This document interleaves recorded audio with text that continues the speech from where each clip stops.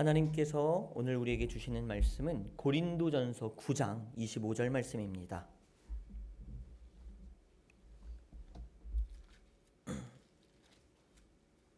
고린도전서 9장 25절 말씀, 우리 같이 함께 한 목소리로 읽도록 합니다. 이기기를 다투는 자마다 모든 일에 절제하나니 그들은 썩을 승리자의 관을 얻고자 하되 우리는 썩지 아니할 것을 얻고자 하노라. 아멘. 할렐루야. 저번 주의 말씀에서는 제가 신앙은 당연히 비웃음으로 시작을 한다. 이 영적인 부분은 모두가 세상의 사람들은 뭐한다? 비웃는다. 하지만 이 비웃을 만한 이 말씀, 비웃을 만한 나의 이 신앙을 부끄러워하지 맙시다. 아멘이십니까? 내가 부끄러워하지 않고 나아가면 주님은 어떻게 역사하신다? 진정 내 삶에 웃음을 가져다 주신다. 아멘이십니까? 아멘. 그렇게 제가 말씀을 드리면서 저번 시간에 이렇게 말씀을 드렸습니다. 원래 저는요, 조금 그리스도인의 삶에 많이 초점을 맞춥니다. 하지만 오늘만큼은 그리스도의 삶에 초점이 맞춰지기보다는 조금 이 믿음 신앙의 본질에 초점을 맞추고 그리스도인의 삶에 대한 말씀은 제가 다음 시간에 전해드리도록 하겠습니다 라고 제가 말씀을 드렸죠. 그래서 오늘은 그 말씀입니다. 그리스도인의 삶, 기독교인의 삶이란 과연 어떠한 삶으로 우리에게 이루어져야 하는가라는 거예요. MBTI 많이들 해봤을 겁니다. 성격 유형 검사라고 우리 한국에서는 그렇게 말하죠. 이 성격 유형 검사 MBTI, 그럼 이 MBTI의 도대체 뜻이 뭐냐 궁금하지 않습니까? 저는 MBTI가 유행하면서 이게 궁금했어요. 왜 M이고 왜 B고 왜 T고 왜 I야? 이것들이 도대체 의미하는 게 뭐야? 그럼 성격 유형 검사에 무언가를 포괄적으로 의미하고 있나라고 생각했는데 사실 그렇게 대단한 뜻은 없었습니다. Myers-Briggs Type Indicator라고 말합니다. 영어 선생님 앞에서 늘 영어를 말할 때가 참 안 부끄럽고 창피해요. 자, 어쨌든 그러합니다. 뜻은 김재 권사님께 여쭤보시고요. 근데 제가 앞에 뜻만 알려드리겠습니다. Myers라고 이거는 사람 이름이에요. 브릭스도 사람 이름이에요. 캐서린 브릭스와 마이어스는 모녀지간이었다고 합니다. 근데 이제 모녀지간이 이제 그들이 1944년도에 칼 융이라는 교육학이나 혹은 신학이나 혹은 어떤 심리 이런 것을 공부한 사람은 무조건 알 수밖에 없는 이름이에요. 칼 융이라는 굉장히 유명하고 대단했던 심리학자가 있습니다. 많죠. 프로이드도 있고 뭣도 있고 하는데 칼 융도 굉장히 대단했는데 이 칼 융의 심리학을 받아들여서 1944년도에 이 마이어스와 브릭스가 그 심리학을 받아들여서 자기의 어떠한 그런 분석표들을 만들면서 하나의 타입을 만들어요. 하나의 지표를 만듭니다. 그게 바로 지금 여러분들이 하고 계시는 MBTI입니다. 그들이 1944년도에 이게 만들어진 거예요. 요즘에 갑자기 만들어진 건 아닙니다.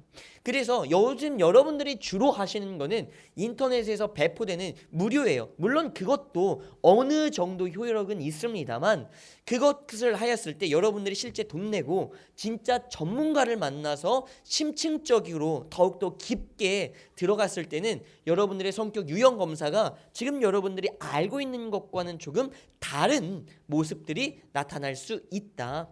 그래서 조금 더 깊게 나를 알고 싶다면 그렇게 들어가시면 좋겠습니다 라고 말씀을 드립니다. 자, 어쨌든 이 MBTI는 한때는 굉장히 유행을 했고 요즘에도 MBTI를 말하지는 않지만 예전처럼 그렇게 유행하고 있지는 않습니다. 어쨌든 이 MBTI를 가지고 하나의 패러다임처럼 하나가 생겨났습니다. 원래 이 MBTI, 즉 말하자면 우리는 지금 너무나 쉽게 이렇게 접하고 있지만 이 심리학이라는 것이 생긴 이유는 뭐냐면 나를 알고 또 남을 알아서 하자는 거예요? 나의 단점은 고치고 남을 파악하여서 이해해서 서로의 통로를 잘 연결해 보자는 거예요.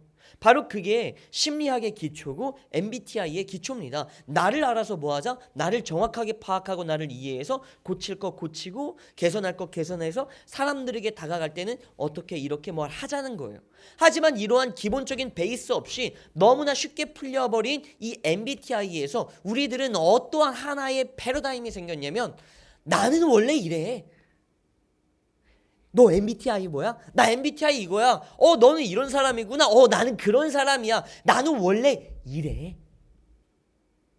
하나의 자기 변명으로 사용되기 시작했다는 거죠. MBTI는 변명을 위해서 만들어진 게 아닙니다. 그런데 어느 순간 우리는 이것을 어떻게 활용하고 있느냐? 나는 원래 이래. 이렇게 사용하고 있어요. 자, 여러분, 이거 굉장히 중요한 겁니다.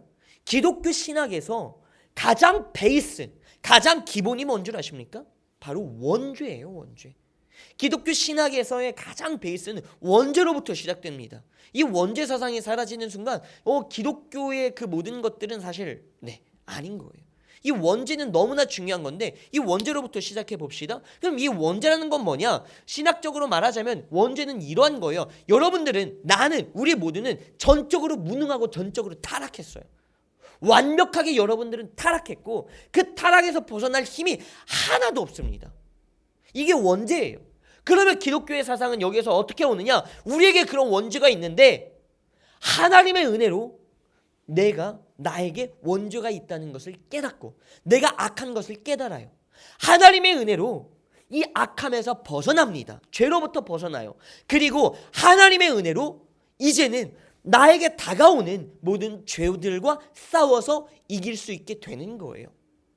이 일련의 과정들이, 이 삶의 이야기가 우리 신앙인들의 이야기라는 거죠. 이 원죄를 우리는 빠뜨리고 빼놓을 수가 없겠죠. 자, 이 어려운 이성적인 학문적인 이야기를 우리는 쉽게 감정과 감성에 이렇게 던집니다. 여러분은 예수님의 제자입니다. 여러분은 작은 예수입니다. 여러분은 하나님의 자녀입니다. 여러분은 하늘나라의 백성입니다. 여러분은 하늘나라의 군사입니다. 여러분은 주의 손에 나의 손을 포개고 주의 발에 나의 발을 포갠 그렇게 십자가를 진 이들입니다. 우리는 이렇게 말합니다. 이 말씀, 이 이야기 너무나 많이 들었죠. 이게 바로 그 이야기예요. 원죄로부터 벗어나는 우리들의 삶의 모습들. 그러면 이 이야기는 너무나 굉장히 하나의 감정을 건드려서 아멘이 나오게 하고 결단을 촉구할 수 있는 그 어떤 굉장히 감각적이고 감성적인 세련된 말씀들이, 이야기들입니다. 그러면 이 이성적이고 학문적인 이야기나 감각적이고 감성적인 이야기나 이 모든 이야기의 공통점은 여기서 던져주고 있는 것은 바로 하나입니다. 뭡니까? 본성대로 살지 말라는 거예요. 여러분, 본성대로 살지 마십시오. 내 본성대로 살자는 게 아니에요. 내 본성대로 살자는 것은 결국에는 어떤 말씀입니까?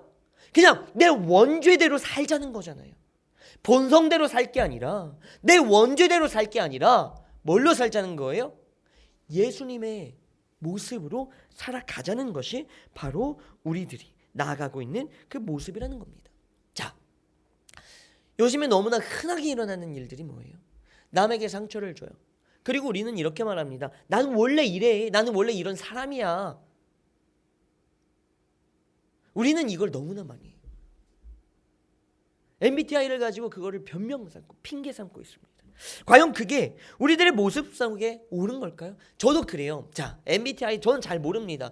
MBTI 예전에 MBTI의 거진 박사학위를 딸만 했던 사람이 안성령이었었는데 굉장히 MBTI 막 엄청 팠더라고요. 근데 요즘은 모르겠어요. 다 까먹었겠지. 근데 저 MBTI 잘은 모르지만 제 성격에 MBTI E가 있고 I가 있대요. E는 외향적인 사람이고 I는 내향적인 사람이래요. 저는 기본적으로 내향적인 사람입니다. 저는 I예요. 이 I의 특징들이 여러 가지가 있는데 그 중에 하나가 뭐냐면 누군가와 약속 잡는 걸 굉장히 꺼려하고 싫어해요. 누군가가 야 약속 잡자 하면은 별로 말을 안 해요. 그리고 야 만나야지 잡아야지 언제 만날까? 그러니까 한번 생각해 볼까? 별로 만나고 싶지 않거든. 거기에 에너지를 쓰고 싶지가 않아요. 그래서 저는 다른 제자들도 있고 막 하거든요. 그럼 만나야죠. 목사님 만나요. 목사님 밥 먹어요. 심지어 목사님 이제는 걔네들이 20대가 막 되고 돈을 버니까요. 우리가 밥 사줄게요. 맨날 목사님한테 얻어먹었잖아요. 제가 밥 사줄게요. 만나요. 그래도 만나야지 해놓고 언제 만날까요? 한번 보자 하고 지금 2달이 지났어요. 안 만납니다. 만나는 게 굉장히 그러해요. 걔네들을 싫어하지 않아요. 굉장히 너무나 사랑하고 좋아합니다. 많이 중보를 하지만 안 만나줘요. 이게 참 그래요. 그리고 늘 약속이 생겼어. 누가 약속을 강제로 잡았어. 그럼 늘 주님 앞에 기도를 해요. 막 방언으로 기도를 합니다. 주여 약속이 깨지게 하소서. 저희에게 무슨 특별한 일이 있어서 제발 약속이 깨졌다고 나에게 연락이 오기를 너무나 바래요.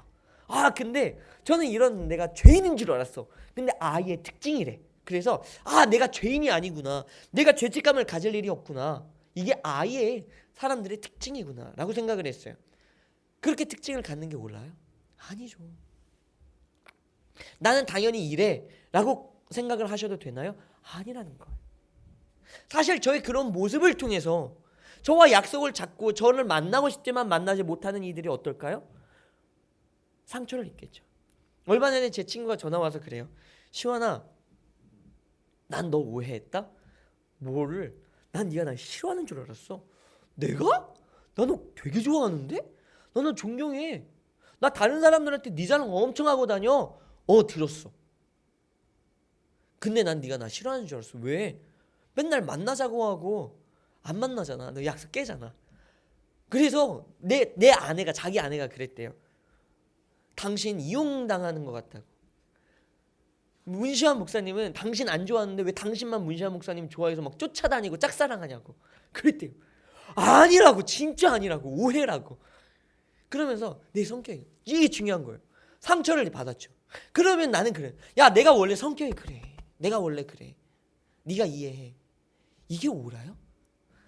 아니에요. 제가 그러한 성격이기에 저는 주님 앞에 정말 기도 많이 했어요. 하나님, 목회는 나랑 안 맞습니다. 목사로 나를 세우지 마소서. 저는 늘 제가 꿈꿨던 건 그거예요. 전 교수였어요. 난 사람 만나는 거 싫고 사람과 사람 간의 어떠한 감정 싸움에 막 내가 뭔가 중재자로 쓰는 것도 싫고 이 사람과 내가 막 어떠한 감정을 막 서로 공유해서 누군가의 감성과 감정을 만져주는 것도 난 싫고 난 세상 그런 거 싫어요. 나는 못합니다. 아시잖아요. 이건 내 성격에 맞지 않고 어울리지 않아요. 나는 목회자 아닙니다. 여러 번 말했는데 주님께서 강제로 끌고 오셨죠. 내 성격이랑 여전히 말해요.